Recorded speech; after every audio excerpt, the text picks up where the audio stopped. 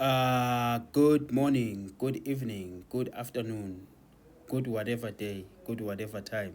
Okay, my name is Mr. Fok, otherwise known as Lungelo Konene. So today we are going to be doing the rules of the road from the famous K53 book. This one put together by Kenny McDonald's. All right, so we are going to kick it off with the general rules. General rules, okay? General rules. What color pen is this now? Come on now. General rules. Oh, let me choose the. Oh, yes, I'm used to the bigger one. All right.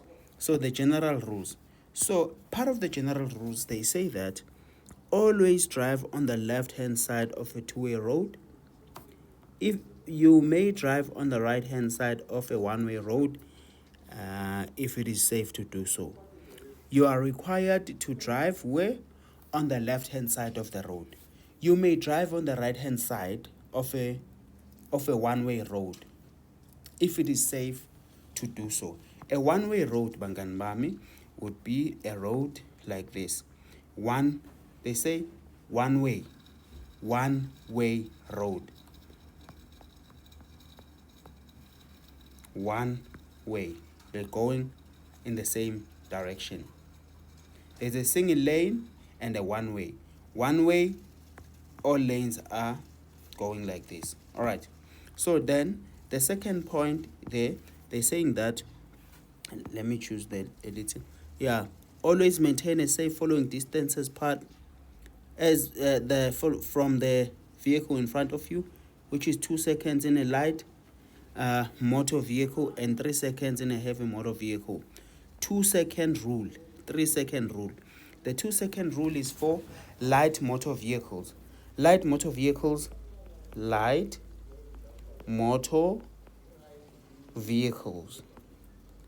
Okay? The heavy motor vehicles, it's 3 seconds. Heavy motor vehicles. Okay, 3 seconds.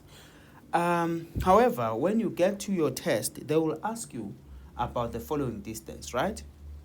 They will say to you, the following distance is when a vehicle in front of you suddenly stops and you are able to do what? If the vehicle in front of you, let's say this is the vehicle in front of you. Let's say this is the vehicle in front of you. If the vehicle in front of you suddenly stops and you are following from behind, vehicle A, vehicle B, you are able to do what? This is the safe following distance. Safe following. And you are able to do what? You, as vehicle B, you should be able to stop without swerving. So you go with this option, stop without swerving. If you are able to stop without swerving, then you are keeping a safe following distance. All right. And then what's the next point there? They say that should conditions be poor, adjust your following distance accordingly. Should conditions be poor, you need to adjust your following distance accordingly. So that means if maybe the surface is wet, it's misty, or whatever the case may be, there is poor visibility, you increase the distance. If this is the distance you were keeping, if this is the normal following distance, under critical conditions, you increase the distance. Maybe you follow it from here. All right. I hope you got it. And then we come to this point. Always display your vehicle license disc. This is valid for 12 months. The vehicle license disc is valid for a period of 12 months, and you must always display it. If you don't display your vehicle license disc, you are at fault. All right? And you can be charged with a fine. Always obey the instructions of a traffic officer. These take precedence over any rules or traffic signs. So the rules of a traffic officer, they take precedence. They come first. If the traffic officer says stop here, you stop. Even if there's a sign that says you must not stop, but because the traffic officer says you must stop, you stop. That's why they say the instructions of a traffic officer, they take precedence. They come first. All right. And then we come to the rules with regards to driving on divided roads. Driving on divided roads.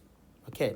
So they're saying here, where a road has been divided by either a painted line or a physical barrier, always stay on the left of the division. So let's look at the example given here. Let's look at the example given here. There is a division that divides the road. They say you must stay on the left. This barrier or division may not be crossed, may only be crossed at an opening or space where it is specifically indicated to do so. You don't cross here or there. You only cross in the opening where it is allocated to do so. Hey, Nina Forky, you must not just watch this video. You must also follow me. You must also subscribe to this channel, okay? Please do click on the subscribe button, because I know more than 67% of the people who are watching my videos are not subscribed. So please do me a favor and click on that subscribe button. All right. And then driving on the shoulder of the road. Driving on the shoulder of the road. They're saying here, do not drive continuously on the shoulder of the road. When we're talking of the shoulder of the road, we are talking of the yellow line. The yellow line. You are not allowed to drive continuously on the yellow line. Should another vehicle intend to overtake you, you may move onto the shoulder of the road if you can clearly see no other obstructing vehicle or pedestrians at least 150 meters ahead. So you are actually not allowed to drive on the yellow line, or rather you are allowed to drive on the yellow line under certain conditions, and conditions such as if you want to allow another vehicle to overtake you. All right, this may only be done on a single lane roadway, in a single lane road, and between sunrise and sunset. You only drive on the yellow line to allow another vehicle to overtake you if it is a single lane roadway, and you do it if it's during the day. So you see from the illustrations given here is that this is at night, so it's not allowed. It's not allowed at night. During the day, it's allowed. Okay, so you must always remember this. Now let's go down to the rules with regards to parking. The rules with regards to parking. They're saying here, do not park in the following areas. Any of the places referred to in stopping your vehicle, in such a place where you will obscure a road sign, on the sidewalk unless you can, and unless such vehicle is being used by a street vendor or hawker. So you're not allowed to park your vehicle on the pavement unless you are a street vendor or unless you sell by the side of the road. Okay. At the entrance to any private or public vehicle entrance, yeah, kuthatha imoto yakho and park it at my gate or at any other gate. Don't do that. Within 1 meter of the edge of the road, outside an open area unless it is a designated parking bay. Within 1.5 meters of a fire hydrant, within 9 meters of a pedestrian crossing, within 5 meters of an intersection. You see, these numbers, very important, is for the importantment, these ones. Very important. 1 meter road edge outside an open area, 1.5 meters of a fire hydrant, 9 meters of a pedestrian crossing, 5 meters of an intersection. Very important. Upon the actuating mechanism of a traffic signal, emarobotini, you don't park your vehicle there, with your left wheels further than 450 millimeters into the road edge of the pavement, unless permitted by a road sign, on a road that is less than 5.5 meters wide, unless it is a one-way, on a traffic island, in a pedestrian lane or pedestrian mall, and in a loading zone. So So these are all the conditions with regards to parking your vehicle. But also, they put a very important note there. If I was the one writing this book, I would tell you that this one is important, this one. I'll say, and B, important. Okay? Failure to adhere to these rules will result in a fine and or your vehicle being impounded. The above rules do not apply to emergency vehicles, on-duty police and traffic officers, and road construction and maintenance vehicles. So you must not see a traffic officer having stopped where you are not allowed to stop, and then you also stop. If they are on duty, they can park their vehicles anyhow and anyway. All right. Okay. The rules with regards to parking does not apply to them. So here there are some images that are shown here. Okay. Here you have the 450 millimeters into the roadway. Here you have 9 meters within a pedestrian crossing. And then here you have 1.5 meters from a fire hydrant. That is a fire hydrant. Okay? And then the traffic island. There is the traffic island. You don't park your vehicle there. And then you don't park your vehicle by the side of the road where the road is 5.5 meters wide. You don't park your vehicle within 5 meters of the actuating traffic sign or traffic signal, rather. Okay, so it's like that, Bangan Mami. Now we are going to then move on to overtaking or passing another vehicle. Overtaking or passing another vehicle, okay? Unless prohibited to do so by any road sign or marking, you may overtake a vehicle where it is safe to do so by passing on the right of the vehicle. Only return to the left side when safely past the vehicle. Never overtake where your visibility is limited, such as on a blind rise or corner. Never overtake a vehicle that is stopped at a pedestrian crossing.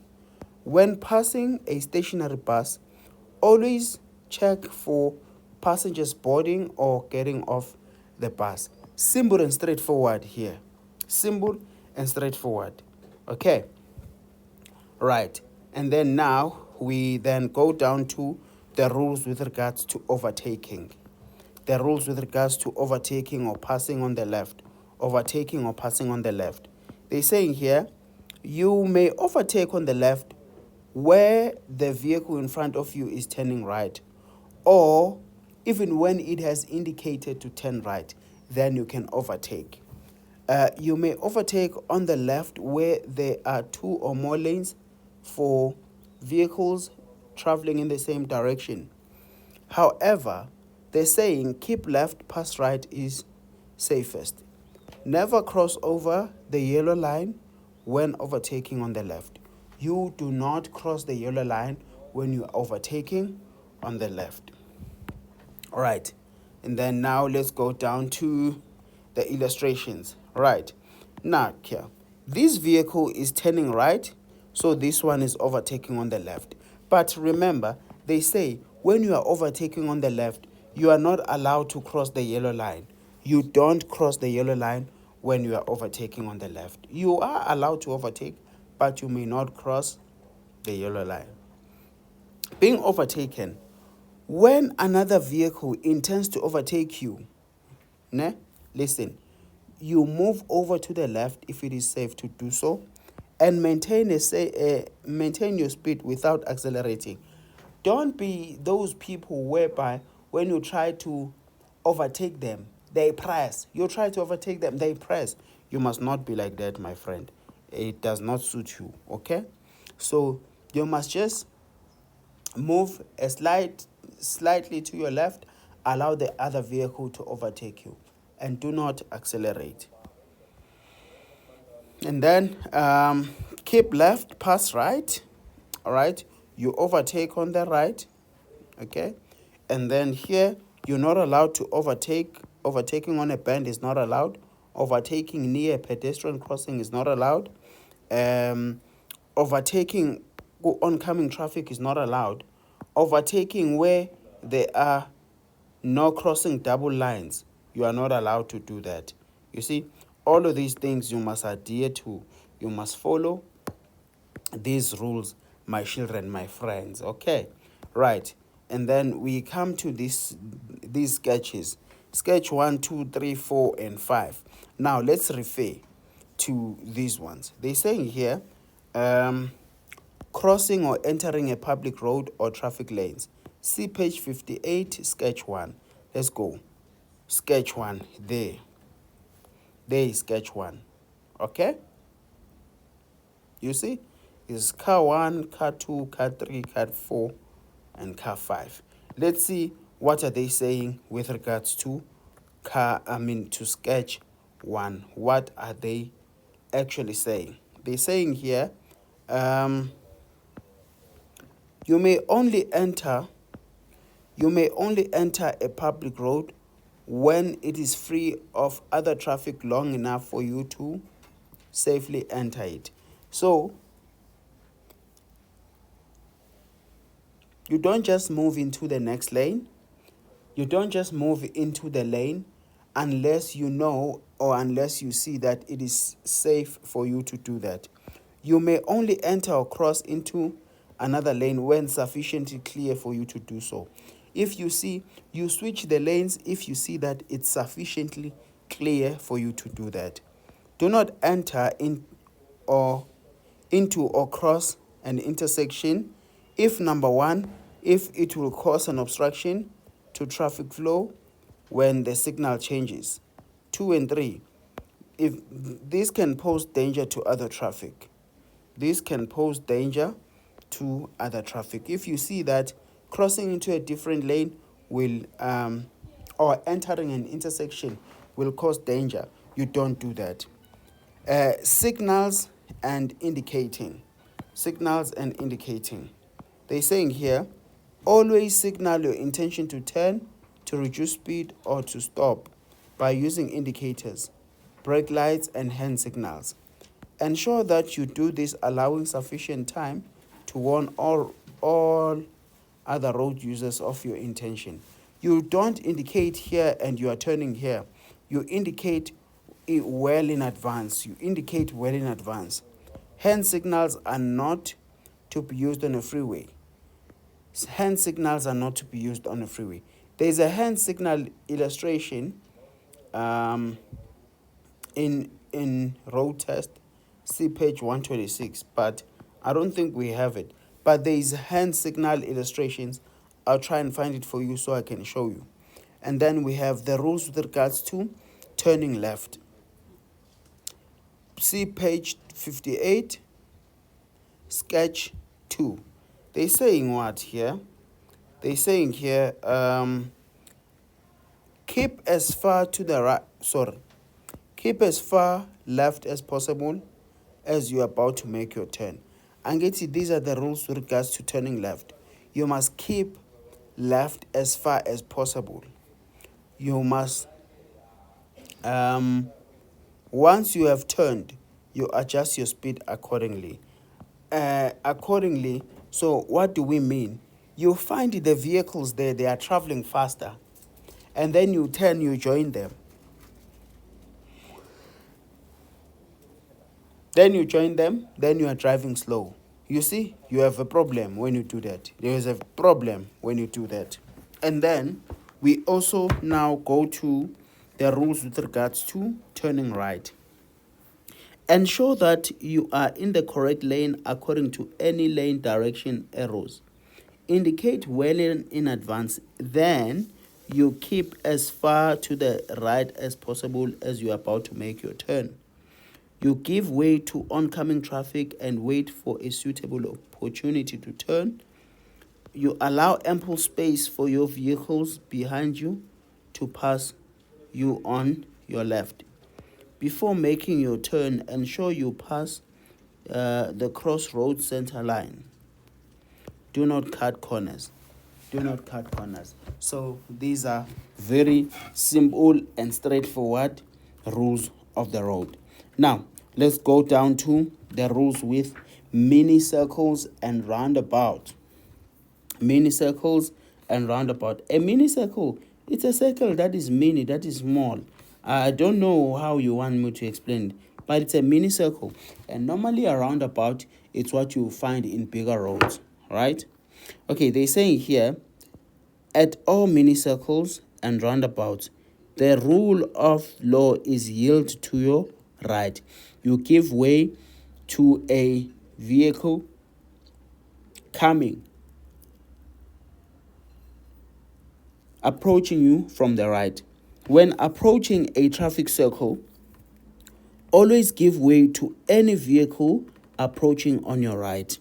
However, all vehicles already in the traffic circle have right of way.